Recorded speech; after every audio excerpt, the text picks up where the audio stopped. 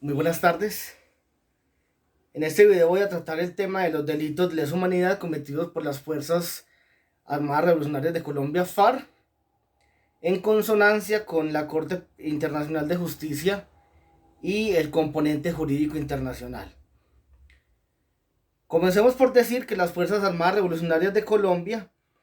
firmaron un acuerdo con el gobierno colombiano el 24 de noviembre de 2016, el cual fue refrendado por el Congreso de la República luego de haberse perdido el plebiscito por la paz que se realizó el 2 de octubre del 2016 y que, de acuerdo a la sentencia C379 de 2016 de la Corte Constitucional, debía renegociarse con los promotores del no. En este caso, pues, el bloque de oposición liderado por el expresidente Álvaro Uribe Vélez. Producto de esa renegociación, se dio una nueva firma del acuerdo en el Teatro Colón en Bogotá, y este documento fue refrendado por el Congreso de la República como representante del pueblo, es decir, del constituyente primario, y en ese sentido comenzó a tener vigencia el acuerdo final para la terminación del conflicto y la promoción de una paz estable y duradera, firmado o más bien negociado durante más de 5 años en La Habana, Cuba. Hablemos de que la desmovilización y el sometimiento por parte de las FARC no fue una rendición, porque ellos no fueron vencidos por el Estado colombiano, sino que su desmovilización fue producto de un acuerdo. Por lo que en el punto 5 del acuerdo final para la terminación del conflicto firmado en La Habana, o más bien negociado en La Habana, llamado Acuerdo sobre las Víctimas del Conflicto, quedó consignado que dentro del ordenamiento jurídico colombiano entraría en vigencia el sistema integral de verdad, justicia, reparación y no repetición, que es lo que conocemos como Jurisdicción Especial de Paz, JEP, la Comisión de la Verdad para el Esclarecimiento del Conflicto y la Unidad de Búsqueda de Personas Desaparecidas. Abordemos en este asunto el concepto de justicia transicional. La justicia transicional es creada en el mundo para investigar crímenes de guerra, delitos de lesa humanidad cometidos por actores del conflicto, sea por ejemplo en países en donde ha habido dictaduras, en donde ha habido grandes guerras. Entonces la justicia transicional parte de dos conceptos. El primero, la justicia retributiva, y en segundo lugar, la justicia restaurativa. En el caso colombiano se aplica la justicia restaurativa desde las funciones que le fueron dadas a la Jurisdicción Especial JEP. Entonces la justicia transicional, como se viene desarrollando en Colombia, crea una profunda tensión entre los valores de justicia y paz, entre derecho y política, el marcado dentro de una justicia retributiva. Esa justicia retributiva mira hacia el pasado y lo que contempla es que haya una amnistía general, tanto para los actores irregulares, en este caso las guerrillas, como para los actores legales, en este caso las Fuerzas Armadas y la Fuerza Pública, que son quienes defienden al Estado y que también cometen delitos de lesa humanidad o también cometen crímenes de guerra. Entonces lo que se busca con esta justicia restaurativa que mira hacia el futuro, que es la que se está aplicando en Colombia, es en el sentido de buscar una superación de conflictos relacionados con el pasado violento. Esos conceptos de justicia restaurativa y de justicia retributiva son tratados por el filósofo Francisco Cortés Rodas en su libro Del Arte de la Paz, Reflexiones filosóficas sobre justicia transicional, en donde él habla desde la filosofía, como el filósofo Emmanuel Kant habla, por ejemplo, de que el Estado, ante quienes se insubordinan contra él, debe aplicarles la máxima pena. Y eso es en lo que se enmarca, por ejemplo, la justicia la justicia retributiva. La justicia retributiva, por ejemplo, fue aplicada en su momento en los juicios de Nuremberg. Fue aplicada, por ejemplo,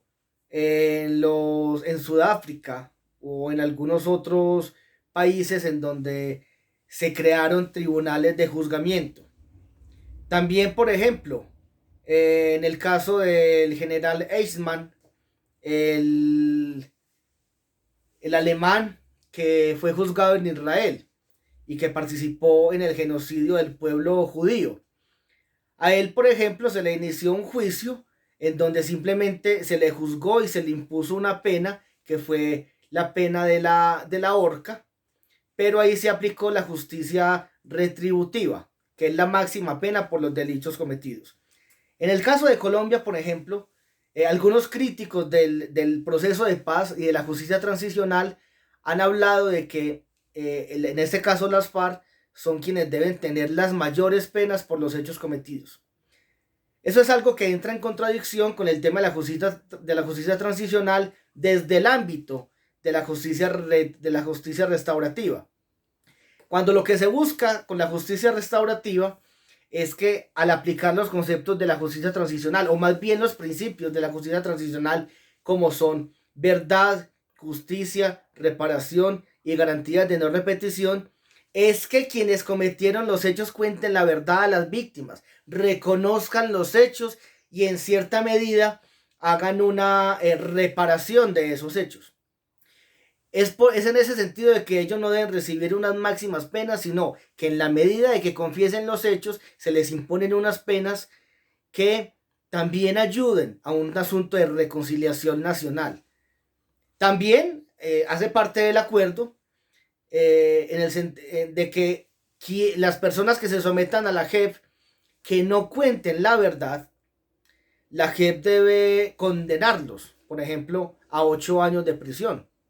En el caso, por ejemplo, de los militares que se encuentran sometidos a la JEP por el caso de los falsos positivos, algunos de ellos que estaban en la cárcel quedan en libertad al someterse a la JEP. Pero la garantía es que ellos deben suscribir un acta de colaborar y de contar la verdad. Si la JEP se da cuenta, en el caso, por ejemplo, de los actores legales como son los miembros de las fuerzas militares o de las FARC como órgano desmovilizado, que no cuentan la verdad, ahí es donde se aplican las sanciones penales. En Colombia,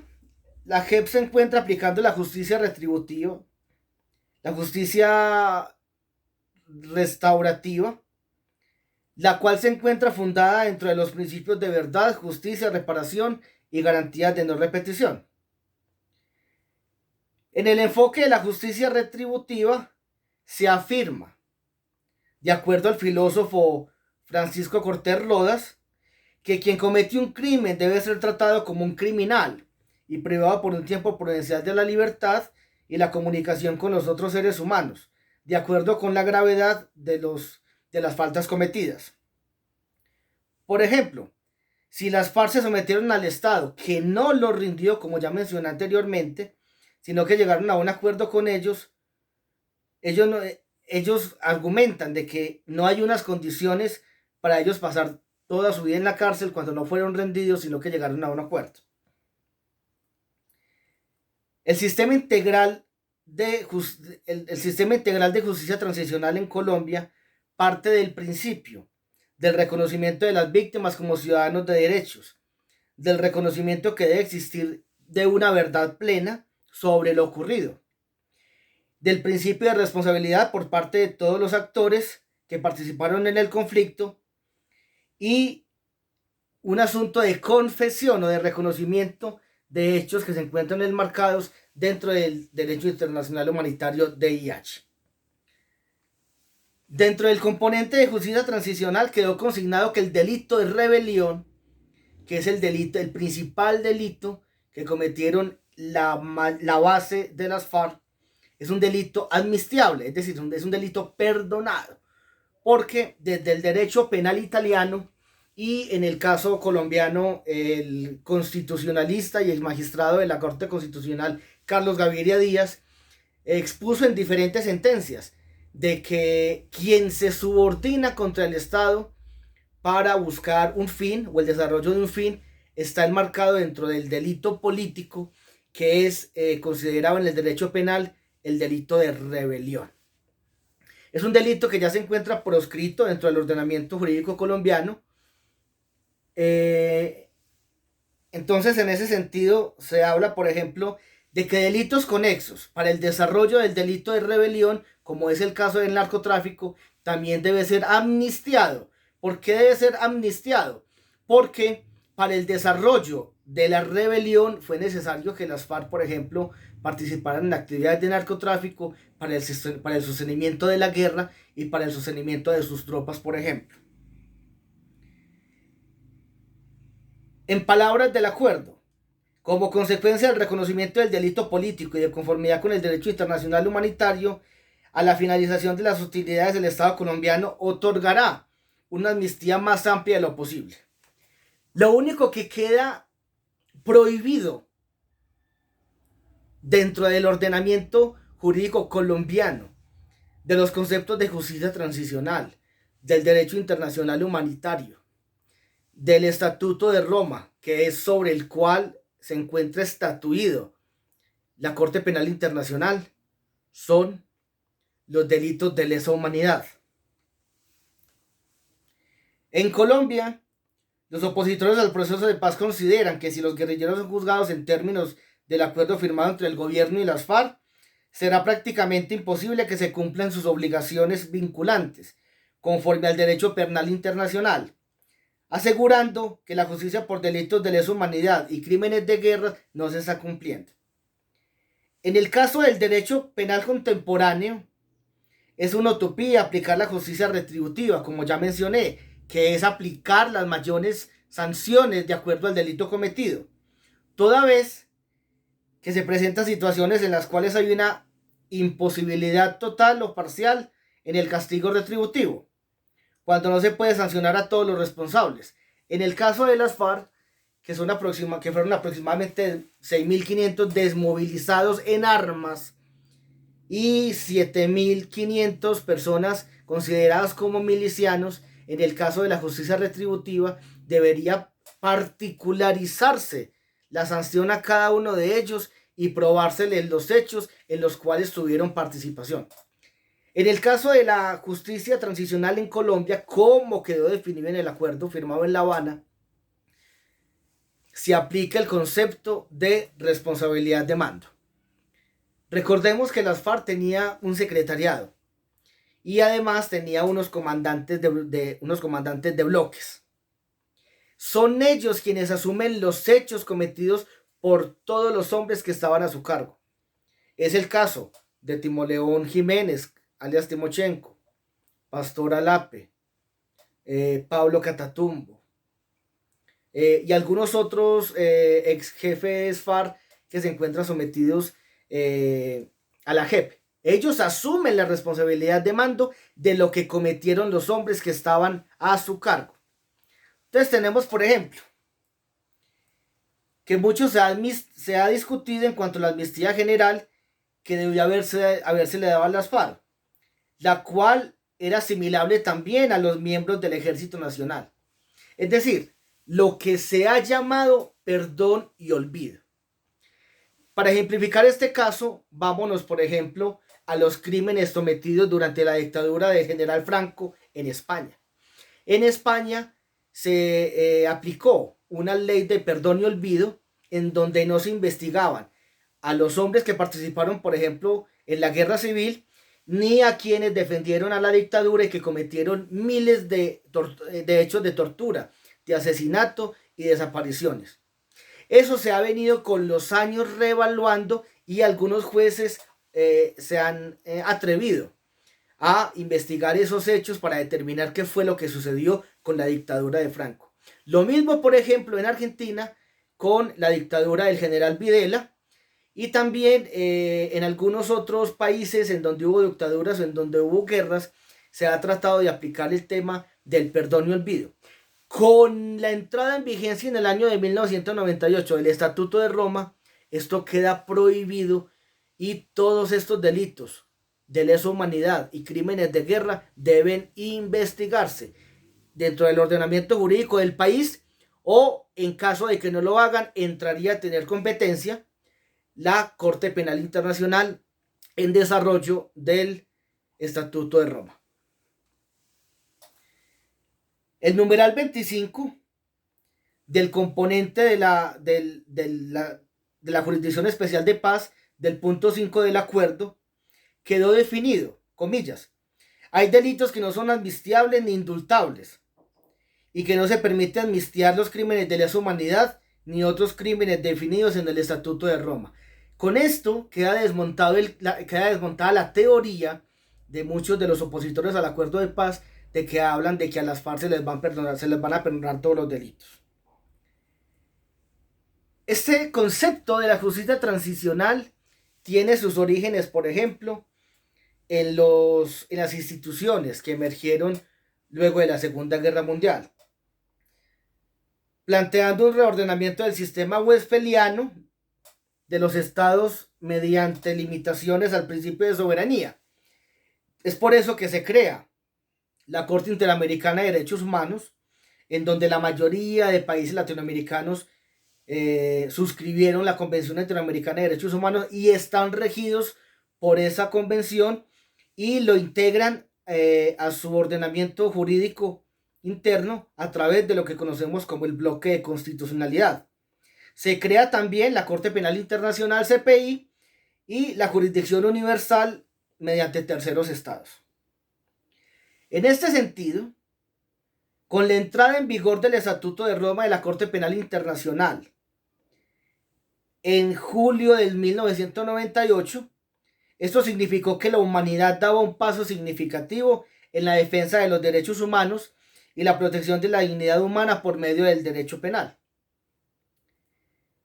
En el caso de la amnistía ofrecida a los FARC, se han tejido muchas especulaciones, entre ellas que se les dio impunidad total, lo cual hace parte de las cadenas de desinformación de este país.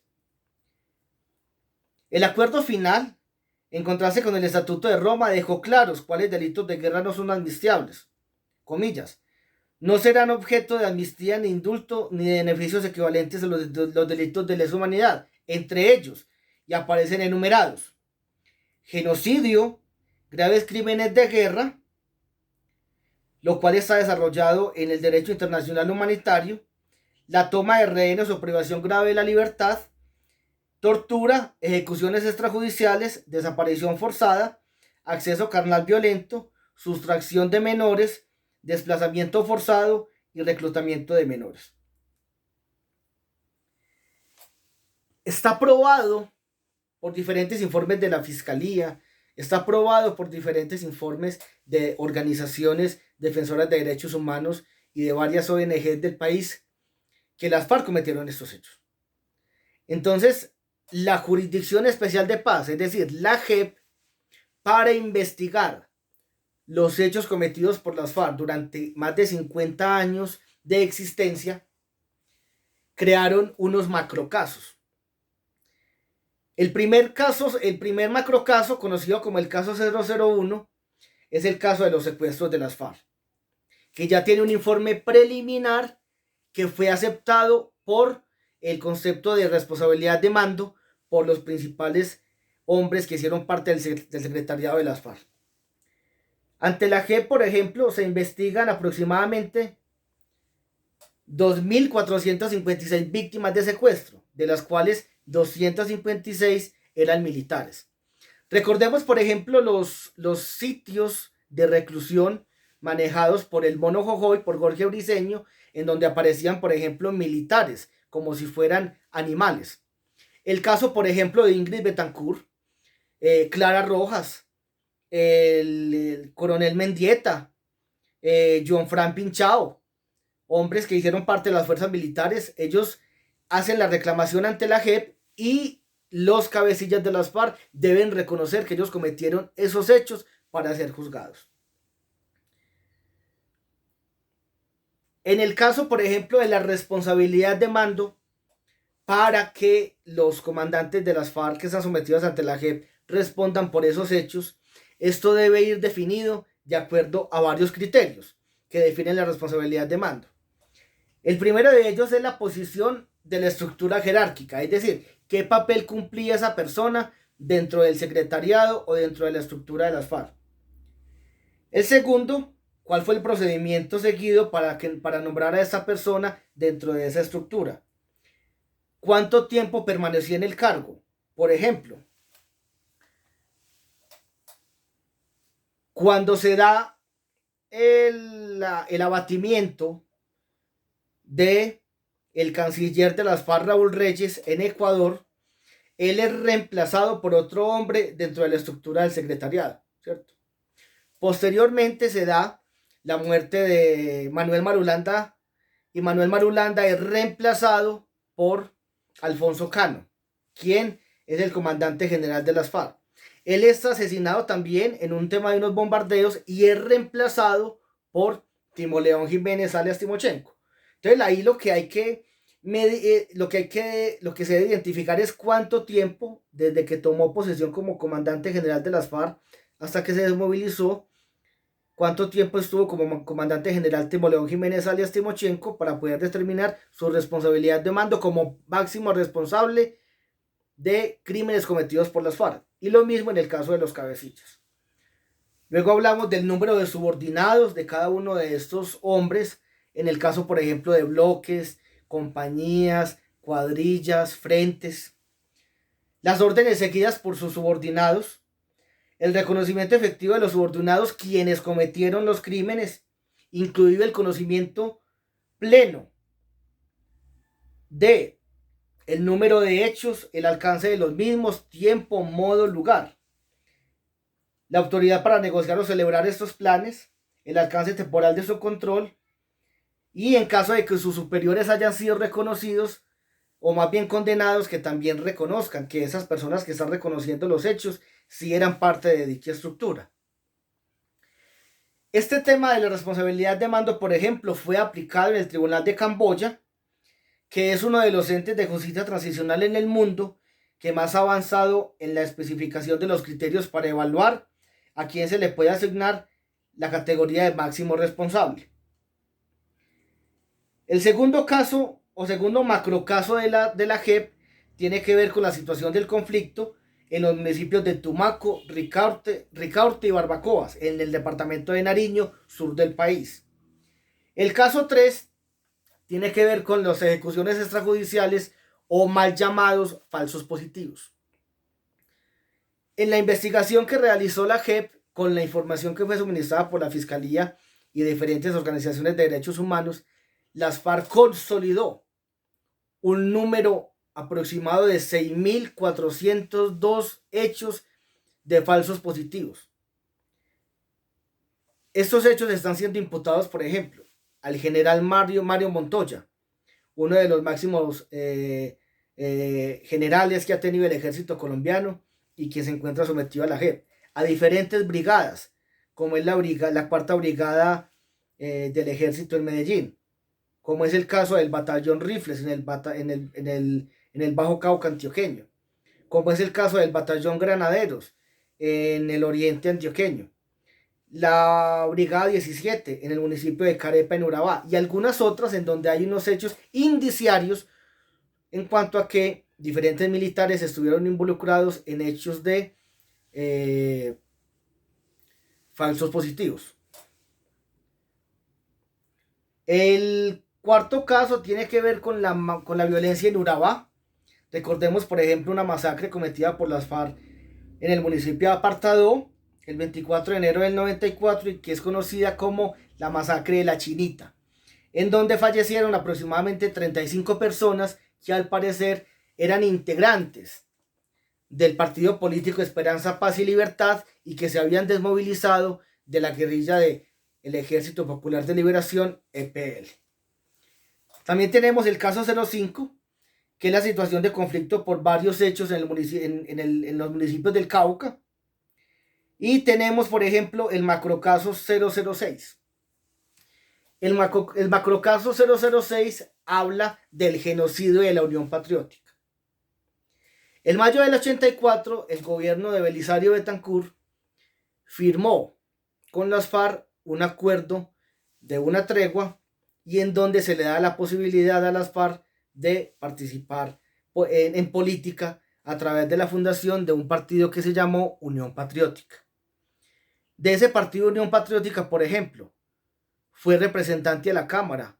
Iván Márquez, quien se desmovilizó luego en el 2016 con las FARC, fue el máximo negociador por parte de las FARC en La Habana con Humberto de la Calle, pero luego retomó las armas.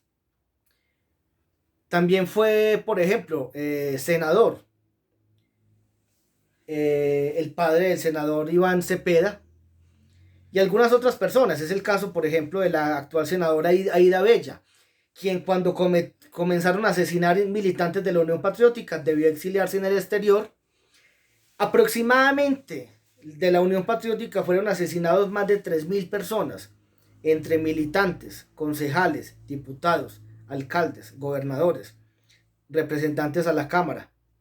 Entonces estos hechos están siendo investigados por la JEP para determinar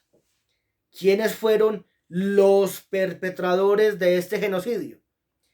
Indagaciones preliminares hablan, por ejemplo, de agentes del Estado, de militares, de miembros del DAS, en connivencia con las nacientes autodefensas al mando de los Castaño, y también integrantes de grupos narcotraficantes. El caso, por ejemplo, también el caso 07, que tiene que ver con el reclutamiento de menores en la guerra, que fue algo que también ya aceptaron las FARC, de que ellos reclutaron menores para participar en la guerra. De acuerdo con el penalista Francisco Barbosa, actual fiscal general de la Nación, en su libro Justicia Transicional o Impunidad, que salió hace unos años, él habla, por ejemplo, de que el caso colombiano es el único en el mundo al utilizar normas de derecho internacional para crear un sistema de justicia que, sin caer en la impunidad, permite sancionar a los criminales que han cometido delitos de lesa humanidad, guerra y otros crímenes sancionados por el Estatuto de la Corte Penal Internacional. Esto lo dice Francisco Barbosa y quedó consignado en este libro, donde él hace un análisis sobre el tema de cómo iba a funcionar la Justicia Especial para la Paz y de cómo esto iba a ser un órgano de cierre del conflicto. Uno de los retos más importantes de la Jurisdicción Especial de Paz en cuanto al juzgamiento de los responsables de delitos de lesa humanidad, como son las fuerzas militares, es enorme. Pues si dentro del ordenamiento interno colombiano no se juzga con celeridad y garantías de verdad y justicia, la Corte Penal Internacional, CPI, tendría la competencia para investigar los delitos cometidos por los actores del conflicto, conforme al artículo 5 del Estatuto de Roma, que determina cuáles son los crímenes en los cuales tiene competencia la Corte Penal Internacional. Entonces tenemos, por ejemplo, los crímenes de genocidio, los crímenes de lesa humanidad. Algunos de los crímenes de lesa humanidad son, por ejemplo, asesinato, tortura, violación, esclavitud sexual, prostitución forzada, embarazo forzado, actos inhumanos y también crímenes de guerra. Aquí, por ejemplo, aparece la masacre de Bojayá, cometida por las FARC, la bomba del Nogal en Bogotá, cometida por las FARC. Por estos hechos deben responder. Una de las garantías de la Jurisdicción Especial de Paz es que la JEP logre probarles a quienes están sometidos que cometieron esos hechos. O si ellos en la sala de reconocimiento no reconocen que ellos cometieron esos hechos, pues será mucho más gravoso. El escenario de la justicia transicional es positivo para el país, en la medida que Colombia aceptó la prohibición de amnistía e indulto a crímenes atroces y creó un sistema de sanción judicial para todos estos casos. Un aspecto de este nivel demuestra la compatibilidad del acuerdo de justicia negociado por el gobierno y las FARC con el sistema interamericano de derechos humanos. Ahorita mencionaba, por ejemplo, el bloque de constitucionalidad. Entonces, al ser Colombia suscriptor, o más bien un país que firmó la Convención Interamericana de Derechos Humanos debe someterse a ella. Y por eso no era posible darle una amnistía general o una amnistía amplia a las FARC y perdonarles muchos delitos. Otro aspecto de la justicia transicional en Colombia tiene que ver con la finalidad del acuerdo final con el Estatuto de Roma en lo concerniente al derecho penal internacional. Toda vez que en el acuerdo no hay amnistía, ya había mencionado ese caso, por crímenes de lesa humanidad, guerra y genocidio, como ya mencioné, lo que se encuentra en el acuerdo y lo que se encuentra plasmado en el Estatuto de Roma. Por último, la justicia transicional aplicada por la JEP cumple con la idea de proporcionalidad de las sanciones. Ahora, al principio hacía una diferenciación entre la justicia retributiva, que hablaba de que de acuerdo a los delitos debían ser las sanciones. En el caso de la justicia retributiva, que es la que estamos aplicando en Colombia, estas sanciones, aunque no corresponden en el acuerdo a grandes castigos carcelarios por ser una justicia restaurativa, sí existe un componente de reparación a las víctimas, hecho que contribuye a avanzar en la solución del conflicto y superar los periodos de transición. Hay un libro muy interesante de uno de los mayores constitucionalistas colombianos, como es Rodrigo Uprimi Yepes, de la Corporación de Justicia, en donde él hace un análisis en diferentes países, en el caso, por ejemplo, de Camboya, en el caso, por ejemplo, de Uganda, en el caso, por ejemplo, de El Salvador, tribunales incluso europeos que aplicaron el concepto de responsabilidad de mando, por lo cual les recomiendo, además de volverles a reiterar de que en este texto de Francisco Barbosa y en este libro del filósofo Francisco Cortés Rodas hay unos elementos supremamente importantes para entender lo que es la justicia transicional y cómo la JEP en Colombia es la que se encuentra investigando estos casos para lograr que luego de terminado el conflicto con las FARC haya un asunto de responsabilidades y haya un asunto de sanciones. Muchas gracias.